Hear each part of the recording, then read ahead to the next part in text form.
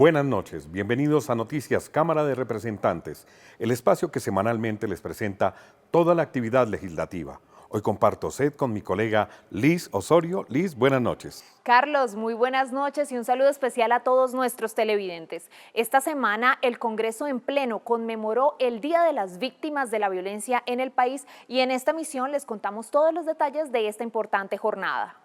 Así es, Liz. Quédense con nosotros. Los invitamos a conocer los titulares de la presente emisión. Bienvenidos.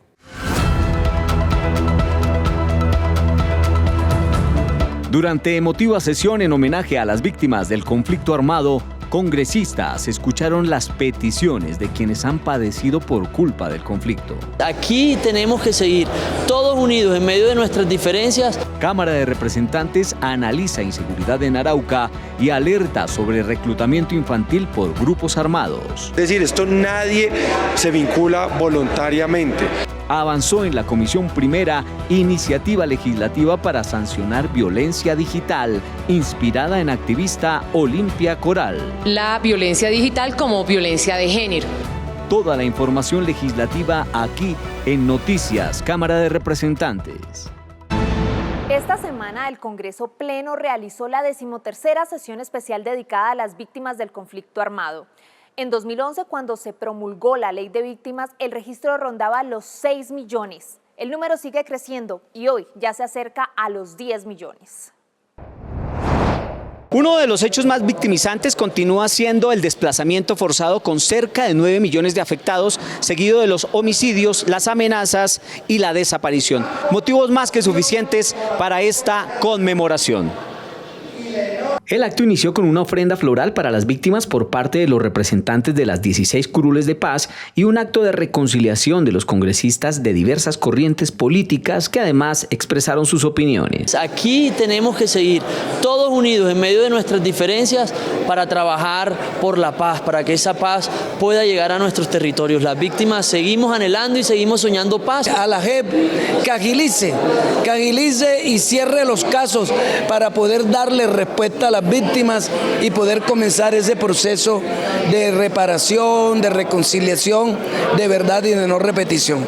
Hay que garantizarle justicia, verdad, reparación a las víctimas, eso lo decimos todos los años, pero no hemos podido cortar ese ciclo de violencia en Colombia. Participaron víctimas de todo el país y diversos hechos, quienes presentaron sus llamados y sus preocupaciones. Es que se le dé trámite al proyecto de ley de que se condene el asesinato de los líderes sociales, se tipifica en el Código Penal y se agrave la conducta cuando civil o funcionario lo convierte en falso positivo. Pero también hacer un llamado para la implementación de la ley que nos permita aunar esfuerzos en el restablecimiento de nuestros derechos y la construcción de un tejido social que nos lleve a una reconciliación y paz en Colombia. Referente a que se reconozca y se visibilicen las prácticas como canibalismo, ablación y el empalamiento. Del último, soy sobreviviente, y también para que hayan respuestas reales del Estado colombiano con respecto a la indemnización para las víctimas. Por su parte, víctimas pertenecientes a la fuerza pública le pidieron al Congreso una ley de veteranos que les devuelva con honor lo que han dado al país. Y precisamente conocimos a un oficial retirado de las fuerzas militares, víctima de una mina antipersona durante el conflicto armado, quien asistió a esta importante jornada especial. Conozcamos su historia. Según el Ministerio de Defensa, en Colombia 12.540 personas han sido afectadas por minas antipersona. De este número, 7.434 son integrantes de la fuerza pública. Una de estas víctimas es el mayor retirado del ejército, Alfonso Rodríguez Moreno. El 3 de marzo de 2003, durante una operación militar en los Montes de María, con la Fuerza de Despliegue Rápido, teníamos como objetivo dar de baja a alias Martín Caballero, quien había convertido a los Montes de María en el lugar más minado del planeta. Y el 3 de marzo de 2003 me tocó el turno. Caí en un campo minado y pues no se pudieron salvar las extremidades. El mayor Rodríguez fue reconocido como víctima por la Procuraduría General de la Nación y como tal hizo una petición en la sesión especial para escuchar a las víctimas del conflicto. Intervine en el Congreso precisamente pidiéndole al Pleno que por favor nos apoyen con una ley de veteranos lo suficientemente fuerte para que de alguna manera nos compense el sacrificio que hicimos por el país. En los 2 primeros meses de 2025, las fuerzas militares destruyeron más de 18.000 artefactos explosivos y en ese mismo periodo se reportaron 28 nuevas víctimas de minas antipersona. Precisamente sobre el Día de las Víctimas, los partidos en oposición analizan las acciones y resultados de reparación y no repetición, según los compromisos de este gobierno. Esto es Oposición en Cámara. Hoy el Congreso en pleno en sesión especial se le hace homenaje a las memorias de las víctimas del conflicto armado en Colombia. Desde la oposición le hemos exigido al gobierno nacional que disponga los recursos necesarios para que las distintas entidades que están llamadas a la reparación e indemnización de las víctimas del conflicto armado, llámese paramilitar, de la FARC o cualquier acción criminal, se puedan indemnizar. Por eso hoy estamos aquí para responderle, para oírlas, no solamente en el Congreso de la República, sino en las distintas entidades. Hoy es un homenaje muy importante para esas víctimas que no están siendo oídas por el gobierno, pero aquí en el Congreso de la República lo vamos a hacer hoy con un solo objetivo: que se pueda reconciliar este país y buscar la paz que nosotros necesitamos en los territorios y sobre todo aquellos territorios donde hoy el conflicto armado se ha hecho radical, y en aquellos donde podemos nosotros hoy decir que hay alguna paz, pues que ahí el gobierno invierta al tejido social y sobre todo a las víctimas del conflicto armado. Avanzó una iniciativa que busca tipificar y sancionar la violencia digital, especialmente la difusión no consentida de imágenes íntimas. El proyecto está inspirado en la activista mexicana Olimpia Coral. El entorno digital se ha convertido en escenario de múltiples formas de violencia, acoso, amenazas y difusión no consentida de imágenes íntimas de carácter sexual. Muchas veces las agresiones pasan desapercibidas o no tienen consecuencias legales por falta de una legislación ajustada a esta realidad. Incluir mejor en la ley 1257 la violencia digital como violencia de género y pues tipificar en el Código Penal este tipo de violencias que afectan sobre todo a las mujeres. La violencia digital es un problema que viene en aumento, afectando especialmente a las mujeres entre 18 y 40 años. Que las redes sociales no están hechas para amedrentar a las exparejas o a los extrabajadores con esta medida. Nosotros como congresistas creo que vamos a dar un paso agigantado. Solo en el 2023 la Policía Nacional recibió 62 denuncias por sextorsión, 325 por ciberacoso, 676 por injuria y calumnia y 972 por amenazas en redes sociales. Además, el Ministerio de las TIC advierte que el 60% de las mujeres jóvenes han sido víctimas de acoso en línea. El Congreso ha reaccionado con una ley que no solo sanciona, sino que educa y protege. La llamada Ley Olimpia establece mecanismos de atención y de denuncia y sanciones claras frente a los delitos digitales. Además, promueve campañas educativas con un enfoque de género y respeto a la privacidad en plataformas virtuales. En control político, la plenaria de la Cámara analizó las condiciones de seguridad en varias regiones del país, especialmente en Arauca. Los representantes advirtieron sobre el incremento del reclutamiento de menores por parte de grupos armados ilegales. Cifras de la Defensoría del Pueblo señalan que durante el 2024 se registraron 409 casos de reclutamiento forzado de niñas, niños y adolescentes por parte de grupos armados ilegales en Colombia, superando los 342 casos reportados en el 2023.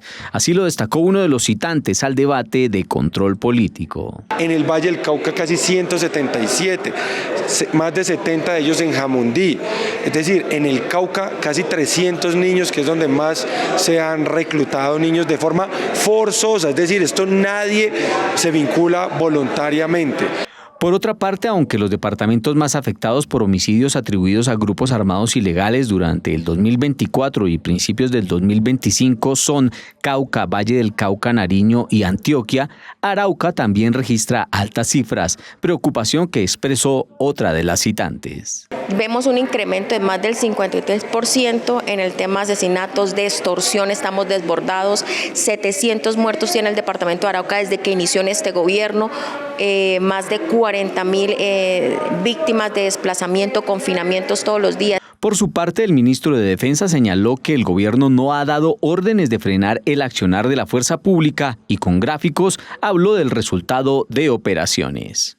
Podríamos decir 1.132 criminales llevamos neutralizados este año. Si bien es cierto, en el 2023 al 2024 incrementaron en un 40% las víctimas de reclutamiento de menores, no puedo decir que es que nos va bien porque este año ya hemos reducido en un 18% esa misma cifra. Finalmente, la ministra de Justicia indicó que se viene trabajando en proyectos concretos interinstitucionales para disminuir el reclutamiento de menores, que se enfoca especialmente en las comunidades indígenas del país.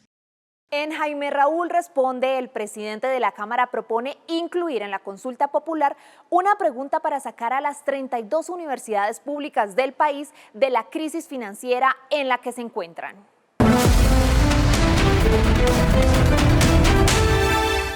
Colombianos y colombianas, en este espacio del noticiero de la Cámara de Representantes quiero proponerle al país una pregunta para incluir en la consulta popular. ¿Aprueba usted que el dinero que el Estado invierte en las universidades públicas cada año se ajuste a los costos reales de la educación superior en el país? La universidad pública en Colombia está viviendo una crisis de inmensas proporciones. Las principales causas de la crisis de financiamiento son la fórmula actual de financiación, una fórmula inadecuada. La Ley 30 de 1992 ajusta el presupuesto según el índice de precio al consumidor, sin considerar el crecimiento ni el aumento de estudiantes. En segundo lugar, el aumento masivo de matrículas. Desde 1993, el número de estudiantes pasó de 150.000 a 920.000 en 2024, sin existir incrementos de recursos y solo ajustando año a año según la inflación. Tercero, el aumento del déficit. El déficit acumulado ha aumentado notablemente, pasando de 9 billones de pesos a 19 billones en 2025, afectando la sostenibilidad de las 34 universidades públicas del país. En promedio, el aporte anual del Estado para cada estudiante en 1993 fue de 13.200.000, mientras que en 2023 es de 8.100.000. Otro punto muy importante a tener en cuenta es la disminución relativa de aportes estatales. Los aportes del Estado pasaron del 74% a apenas el 50% del presupuesto total, lo que ha exacerbado la crisis financiera de las instituciones de educación superior pública.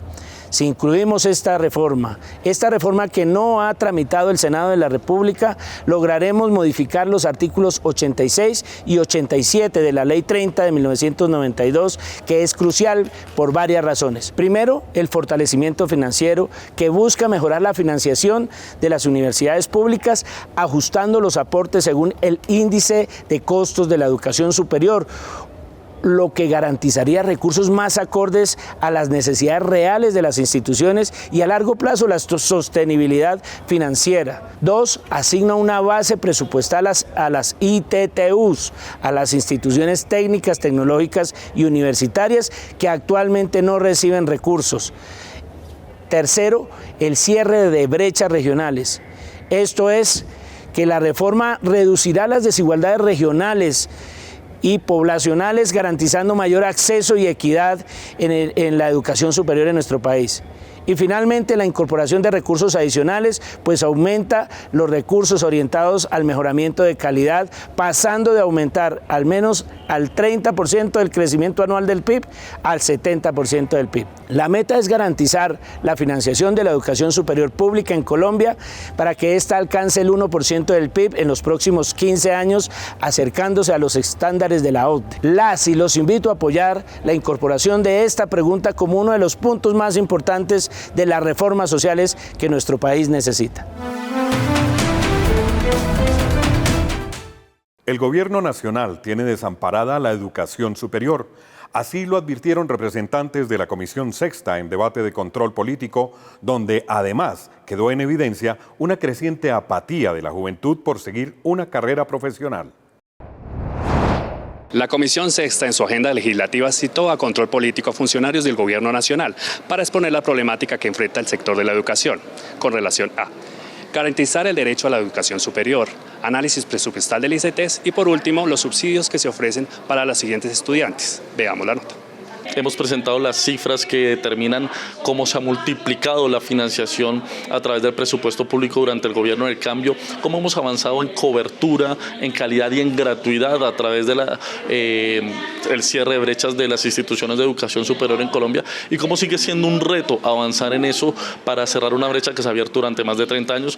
Que por más que quieren acceder al nivel superior de la educación, pues no tienen las posibilidades. Y esto va ligado seguramente a la capacidad económica, va ligado a que no tienen la capacidad de acceder a un crédito, va ligado a que hoy el gobierno nacional ha negado la posibilidad de acceder a los cupos de crédito con la ICETEX. Indicadores en la educación plantean el mejoramiento o retraso dentro del Plan de Desarrollo Nacional con relación al presupuesto asignado a la educación superior. Hoy en día, gracias a las universidades no oficiales o privadas, pues, cubren un 46% de la demanda. Si eso desapareciera, no es que la universidad pública vaya a asumir eso, simplemente 46% se quedan sin universidad. Entonces, ¿qué necesidad tiene el gobierno nacional de despreciar la importancia del sector privado en un tema tan importante como la educación?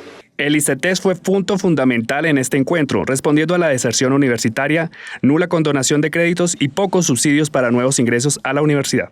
No hay deserción por los subsidios. Los subsidios se disminuyeron para las personas que están en periodo de amortización, es decir, personas que ya se graduaron y que ya se encuentran en el mundo laboral. Los estudiantes a la fecha no han sufrido este tipo de percances. Es muy preocupante esta situación. Esperemos que el gobierno nacional haga ya y radique el proyecto de ley con urgencia, lo que tiene que ver con la modificación del ICETEX ya.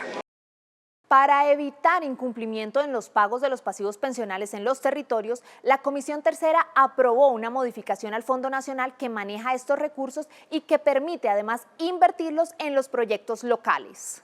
Recursos y rendimientos de los más de 60 billones de pesos que tiene el FOMPEC destinados a salud, educación y demás de los entes territoriales es lo que se busca con la modificación de esta ley. El FOMPEC se creó para fondear, valga la redundancia, 3 fondos: propósitos generales, educación y salud. Con esos recursos se iba a garantizar las pensiones de las personas vinculadas al sector público que están en estos sectores.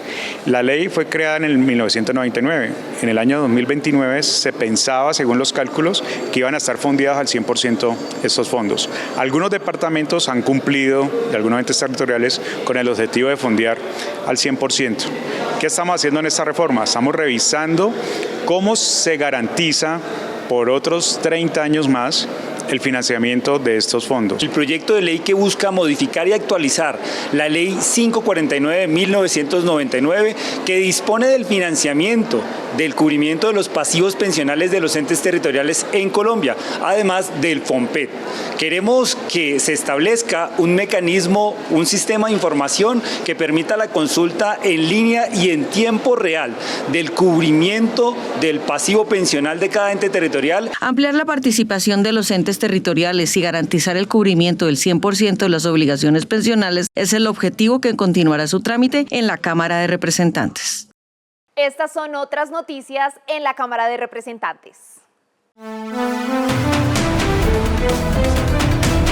Ante la polémica suscitada por el contrato de adquisición del buque hospital para el departamento del Amazonas, la representante Jenica Costa hace un llamado al Ministerio de Salud y a la Superintendencia para que garantice los recursos. señor ministro de Salud y superintendente, garantícenos los recursos, no solamente para la construcción, sino para la dotación y el funcionamiento del barco hospital en el departamento del Amazonas, que sí lo necesitamos, pero necesitamos también infraestructura en salud en las áreas no municipalizadas y una atención en salud oportuna y con calidad. La Comisión de Derechos Humanos de la Cámara de Representantes estuvo en Florencia, Caquetá. Sus habitantes sufren el deterioro de las condiciones de seguridad en el departamento. Se darán cuenta de las múltiples ocasiones en las cuales hemos tenido que alzar la voz por la situación que venimos padeciendo de orden público. Hemos siempre recalcado la importancia de que el territorio caqueteño se le escuche, que a nuestra ciudadanía se le garanticen sus derechos. El 2 de abril, ícono del autismo, se ha convertido en el día en el que todos los colombianos debemos aprender a promover la sensibilización por aquello que pareciera diferente, pero no lo es.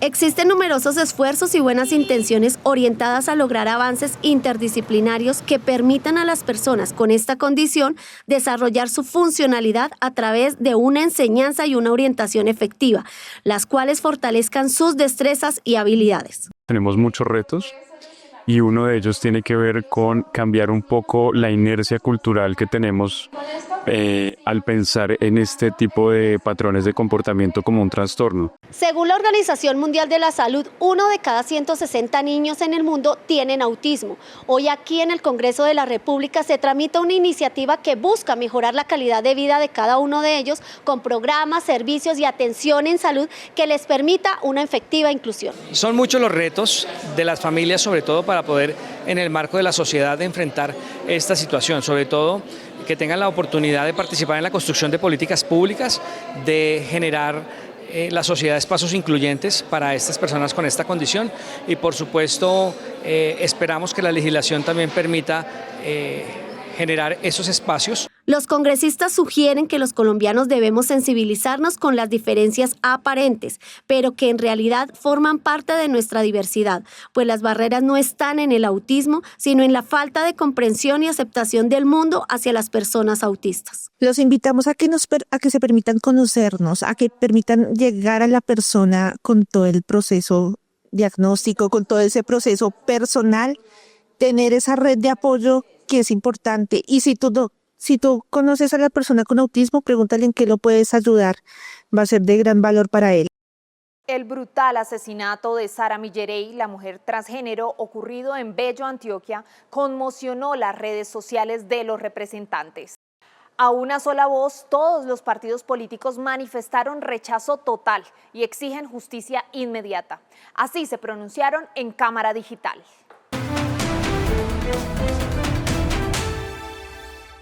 Bienvenidos a Cámara Digital.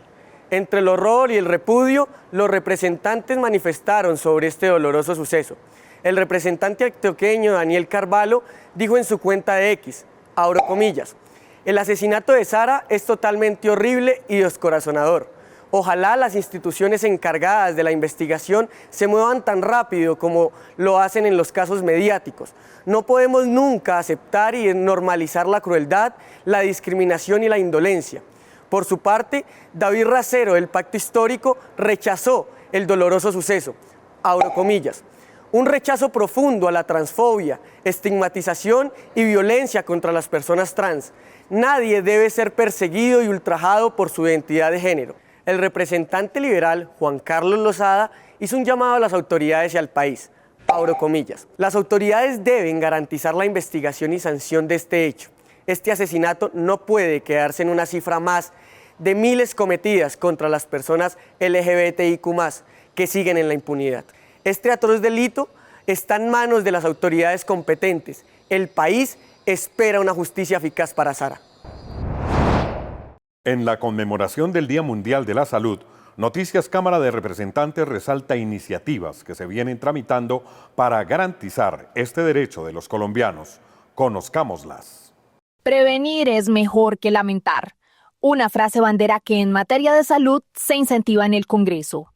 generando propuestas como la de promover la enseñanza de hábitos de vida saludables y prevención de enfermedades evitables desde las etapas escolares. Desde el Ministerio de Educación y el Ministerio de Salud se diseñen unos lineamientos para crear esos entornos protectores para salud y vida en los colegios de Colombia, que se pueda identificar cuál es el perfil epidemiológico en cada entidad territorial. En las calles hay conciencia de esta necesidad.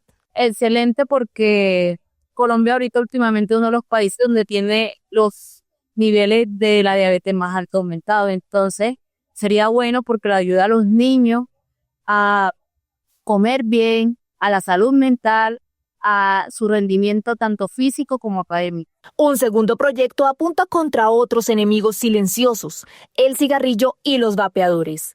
Buscando desincentivar su consumo y frenar su normalización, los congresistas plantean medidas al respecto. Colombia está en mora de actualizar el precio de la cajetilla de los cigarrillos, pero también de imponer impuestos como el IVA a los vapeadores. Sin lugar a dudas, esto incrementaría el precio de la cajetilla, también el precio de los vapeadores, desincentivando el consumo, que debería estar obviamente de la mano o a la par de programas de salud pública. Por último, avanza una iniciativa que busca transformar progresivamente el actual enfoque de salud en las políticas públicas para que incluya aspectos como bienestar animal, medio ambiente y cambio climático, factores que influyen en la salud de los colombianos. Los recientes hechos de violencia que han afectado a menores en varias regiones subrayan la urgente creación de la Comisión para la Protección de Niños, Niñas y Adolescentes. El proyecto está a un debate para que se convierta en realidad.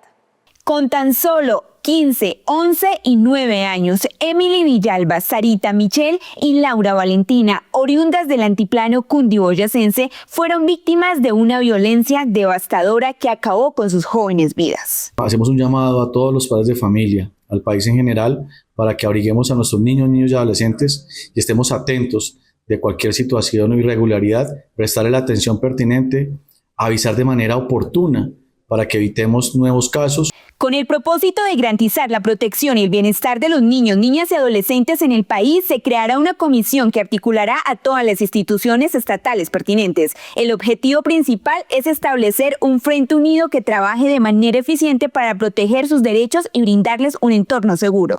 Ya vamos a coronar el 30 de abril, el último miércoles del mes de abril, llevaremos la plenaria en la Cámara de Representantes de la Niñez, nuestro proyecto de ley que está en cuarto debate.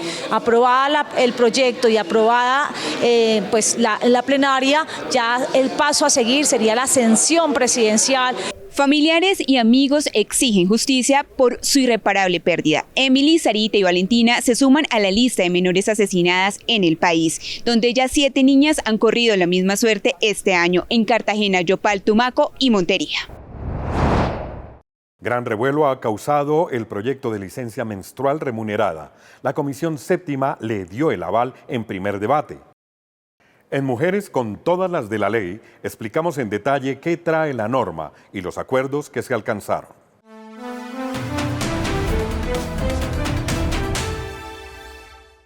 Según el DANE, el 9.2% de las trabajadoras debe interrumpir sus actividades por causa de su periodo menstrual. Ante esta realidad, fue aprobado en primer debate el proyecto de ley de licencia menstrual. Las mujeres trabajadoras, tanto en el sector público como en el sector privado, van a tener un día de licencia remunerada cuando tienen un diagnóstico por enfermedades asociadas a la menstruación. Avanzar fue posible gracias a consensos. Los dos acuerdos fundamentales es que la licencia remunerada de un día solamente se da a personas con diagnóstico de una enfermedad. Y el segundo acuerdo es que va a haber autorización de trabajo en casa. Sin embargo, aún hay observaciones. Cuando tiene el periodo menstrual y que eso afecta su desempeño laboral, claro que sí, debe tomarse estos días. De lo contrario, no queremos que eso sea considerado como una enfermedad o como que nos impide laborar o realizar otras actividades cotidianas. Para mí, así sea con el periodo menstrual, somos dignas de trabajar, de realizar todas nuestras actividades y eso no nos genera ningún impedimento. De esta manera llegamos al final de Noticias Cámara de Representantes. Les agradecemos su compañía y los esperamos de nuevo la próxima semana. Los invitamos a seguir nuestros canales digitales. En las redes sociales nos encuentran como @cámaracolombia, donde podrán hacer seguimiento a toda la información legislativa. Hasta la próxima. Buenas noches.